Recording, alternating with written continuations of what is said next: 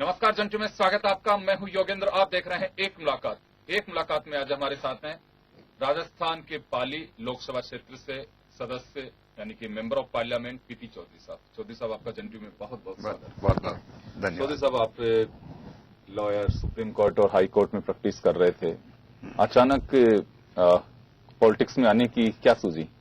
बात तो आपकी ठीक है। मैं पिछले 38 साल से वैसे सीनियर डेजिग्नेटेड एडवोकेट भी हूं, मैं प्रैक्टिस में हूं एक्टिव, लेकिन 4 अप्रैल 2013 को माननीय हमारे यशस्वी मुख्यमंत्री वसुंधरा जी का आदेश था कि मैं आकर करके कोई पार्टी ज्वाइन करूं, मतलब भारतीय जनता पार्टी। तो उस समय मैंने 4 अप्रैल 2013 को राजनाथ सिंह जी पधारे हुए थे और उस समय स्वराज संकल्प यात्रा शुरू की थी। शुरू का दिन था 4 बजे पे। तो उस दिन मैंने पार्टी ज्वाइन की, भारतीय जनता पार्टी। और उसके बाद में विधानसभा के चुनाव में पूरा लगा रहा। स्वराज संकल्प यात्रा में भी काफी साथ रहा मैं, और विधानसभा के चुनाव में भी पूरा लगा रहा पाली लोकसभा क्षेत्र में। और उसके बाद में हमारे माननीय मुख्यमंत्री जी का आदेश था कि मैं चुनाव लड़ूं, और उनके आशीर्वाद से मैंने चुनाव लड़ा।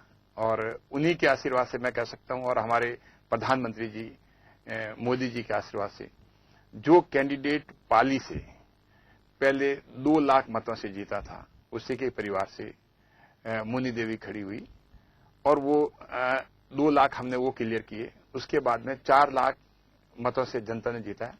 बेसिकली मैं अगर ये कहूं कि ये जीत मेरी है, नहीं, ये जीत जो है हमारे शीर्ष नेतृत्व के हैं, हमारे मोदी जी की हैं, वसुंधरा जी की हैं, और इतने भारी मतों से, क्योंकि मेरी इतनी जान पहचान नहीं थी। लेकिन चौधरी साहब, आप जब मुझे ध्यान है, आप राम खिलाड़ी जी, मीना और मिस्टर मिश्रा, 2-3-4 लोगों ने एक साथ ज्वाइन किया था। राजनाथ सिंह जी उस वक्त राष्ट्रीय अध्यक्ष के नाते जब परिवर्तन यात्रा, स्वराज संकल्प यात्रा थी आपकी बार, उसको रवाना किया था उस दिन, मुझे अच्छे से ध्यान है। लेकिन जब आपने विचार किया था कि मुझे अब राजनीति में आ रहा हूं तो चुनाव लड़ना ही है, असेंबली या पार्लियामेंट, कोई कुछ इस तरह का ख्याल था आपका? नहीं, ऐसा नहीं था, लेकिन उस समय यही था दिमाग में कि पार्टी को उन्होंने ज्वाइन करवाया और पार्टी के साथ जुड़ना है, सेवा करनी। क्योंकि भारतीय जनता पार्टी में खुद अगर आप सोचते हैं मुझे वो करना है, वो नहीं मिलता। पार्टी अपने आप दायित्व देती, ये बहुत बड़ी बात है। क्योंकि एक किसी परिवार की पार्टी नहीं है, ये बहुत अनुशासित पार्टी है। और इसमें जितना आप अनुशासन बना के रखेंगे और जितना पार्टी के हित में काम करेंगे और जनता के हित में काम करेंगे, उसको पार्टी अपने आप ऊपर ले आती है। उसको कहने की जरूरत नहीं। आपका कम टाइम का वो रहा, क्योंकि मुझे अच्छे से ध्यान है कि आप 3 लोग थे। एक रिटायर्ड आईएएस आर.के. मीना साहब थे, राम खिलाड़ी मीना, एक जेपी मिश्रा रिटायर्ड आईपीएस, और एक आप थे। उन 2 लोगों को इतना मौका नहीं मिल पाया। हालांकि उनको भी मुख्यमंत्री ने उनकी काबिलियत को समझते हुए मंत्रालय कर्मचारी नियुक्ति, उसका जो बोर्ड वो बना हुआ है कमीशन, उसका अध्यक्ष बनाया। आपको मेंबर ऑफ पार्लियामेंट के लिए टिकट दिया, आप जीत भी गए। लोगों में आपकी जो लोकप्रियता है, 4 लाख का जो गैप बता रहे हैं, ये बड़ा अंतर है। ये तो उस वक्त कुछ विचार था कि अब राजनीति में आए हैं तो खुल के ही करना है, तो मेंबर ऑफ पार्लियामेंट चुनाव लड़ना है या फिर असेंबली चुनाव लड़ना है, तो कुछ इस तरह के इंडिकेशंस आपको दिए गए थे? नहीं, कोई ऐसा इंडिकेशन मुझे उस समय किसी तरह का नहीं दिया। और ना ही पार्टी ज्वाइन करते वक्त मुझे कहा गया कि आपको इसलिए ज्वाइन करा रहे हैं कि वहां से टिकट देंगे। सिर्फ मुझे विधानसभा में मैंने अपनी तरफ से, चाहे कैंडिडेट कैसा भी था, चाहे जनता को पसंद था या नहीं था, लेकिन हमने ये कहा कि यहाँ पर हमारे जो है कमल का फूल खड़ा है, आपको कमल को फूल को देना। पार्टी सबसे व्यक्ति से ऊपर होती है। तो मैंने बिल्कुल किसी कैंडिडेट का ऐसा नहीं लगा। तो एक मुझे लगता है कि एक मैसेज उनको गया ऊपर कि भाई कि इन्होंने जो विधानसभा में काम किया है, बहुत अच्छी तरह से काम किया है, और बिना किसी स्वार्थ के और बिना किसी लालसा के और बिना किसी ये सोचते हुए कि मुझे कुछ मिलेगा, इस तरह के उस हिसाब से मैंने काम नहीं किया था। मैंने काम किया था कि पार्टी की 8 सीटें जो मेरे पाली लोकसभा क्षेत्र से वो निकले, और वो निकली, और बहुत भारी मतों से निकली। चौधरी साहब, आप वसुंधरा जी ने आपसे कहा कि आप आइए पार्टी में सेवा करिए और हमारे साथ मिलिए, परिवार के नाते आपको जोड़ा। लेकिन इससे पहले कोई राजनीति में आने का कोई मानस बना था आपका कि मुझे अब राजनीति में जाना चाहिए? आपके समर्थक, आपके दोस्त, परिवार के लोग कहते हो कि नहीं, राजनीति में भी आना चाहिए, अब आप काफी काम कर चुके हैं, ऐसा कुछ मानस? नहीं, मेरा वैसे आज अगर पूछे तो राजनीति से ज्यादा जुड़ाव क्या, मतलब मैं ठीक है राजनीतिक लोगों से जुड़ाव खूब लोगों से था, क्योंकि प्रोफेशन मेरा ऐसा था कि हर पार्टी के लोग मेरे पास आते थे और उनके मैं एक कंसल्टेंट के रूप में भी, एडवाइजर के रूप में भी, उनके केसेस के रूप में भी, और हर तरह की दूसरी एडवाइस भी मेरे से लेते थे। इसलिए राजनीतिक लोगों से मैं जरूर जुड़ा हुआ था, लेकिन किसी पार्टी विशेष के साथ जुड़ाव मेरा जो है, पार्टी ज्वाइन करने की बात है, वो भारतीय जनता पार्टी का पहली बार हुआ। और मैं आपको बता दूं, मैं आपको प्राउड फील करता हूं।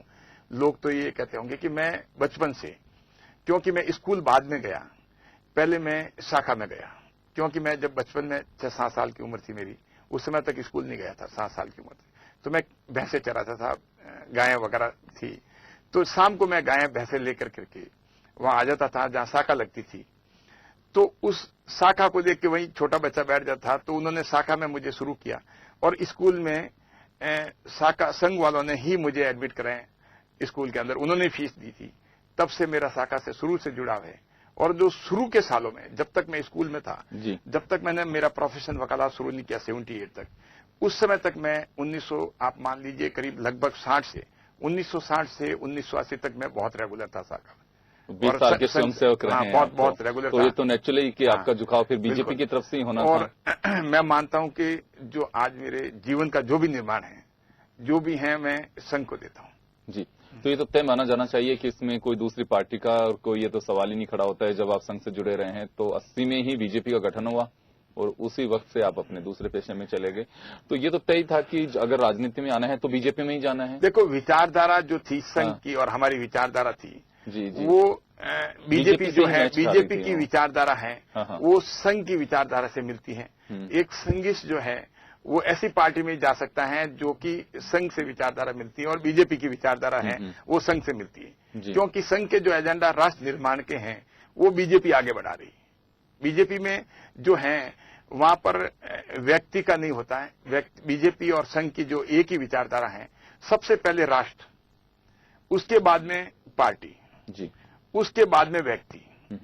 तो कहने का मतलब है कि राष्ट्र सबसे पहले है। जी, लेकिन अभी भी कुछ ऐसा है, ये बात सही है कि अटल जी और वाजपेयी जी के वक्त जो आधारशिला रखी गई थी 1980 में बीजेपी की, यही था कि राष्ट्र निर्माण की भूमिका बीजेपी कार्यकर्ताओं की रहेगी और पहले राष्ट्र है, उसके बाद में हम लोग हैं, पार्टी है, फिर उसके बाद में व्यक्ति है। ये बात आपकी समझ में? तो ये राष्ट्र निर्माण के बाद बीजेपी ने कही।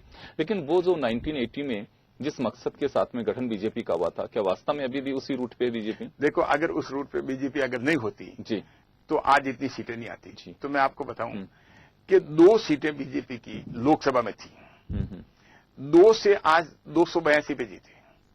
तो आप सोच के देखिए कि अगर जिस पार्टी का इतना अनुशासन नहीं होता, जो पार्टी संस्कारवान नहीं होती, हाँ, तो आज 2 सीटों से 282 नहीं आती। लेकिन चर्चा ये है कि ये जो तूफान 282 का रहा है, ये केवल और केवल नरेंद्र मोदी की वजह से रहा। नहीं, नरेंद्र मोदी जी का इस बात को डिस्प्यूट नहीं कर सकते, लेकिन जनता नरेंद्र मोदी जी से इसलिए जुड़ी क्योंकि उनकी विचारधारा जो थी वो विचारधारा राष्ट्र निर्माण की विचारधारा थी। क्योंकि नरेंद्र भाई मोदी की विचारधारा कोई निजी नहीं थी।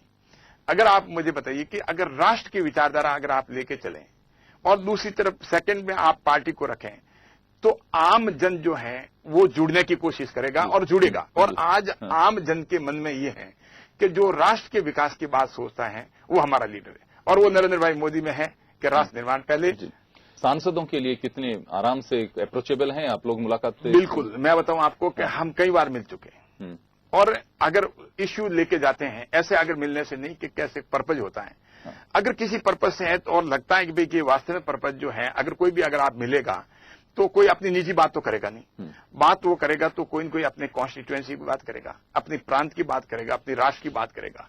तो जब आप अपनी कॉन्स्टिट्यूएंसी की, अपने प्रांत की, राष्ट्र की और राष्ट्र के निर्माण के संबंधित और अगर देश को जो आगे बढ़ाने वाली बातें हैं उसको आप लेके जाएंगे, तो मैं बता दूं आपको कि ऐसा है ही नहीं कि जिस मुझे एक भी बता दो जिससे कि नहीं मिले। मोदी जी प्रांतवार कुछ कभी सांसदों से वार्ता करते हैं कि? बिल्कुल करते हैं। वो उनका सिस्टम ये है कि भाई कि हर जैसे राजस्थान प्रांत है, उनसे टाइम टू टाइम जो है हर प्रांत के सांसदों से वो मिलते हैं, अलग अलग ग्रुप में मिलते हैं, अलग अलग इश्यूज पे मिलते हैं, और प्रांत के राजस्थान प्रांत के सांसदों से भी मिले, उनको समस्या पूछी कि अपने प्रांत की समस्या है वो बताओ, जो कि एक प्रांत का विकास हो, आम जन का विकास हो। और उनका ये मानना है कि जो समाज के अंतिम छोर पे जो व्यक्ति बैठा है उसके बारे में सोच क्या होनी चाहिए, जो वो ओपिनियन लेते रहते हैं, और बेस्ट ओपिनियन होती है उसके अपने उसमें वो सम्मिलित करते हैं और उसको मानते भी हैं।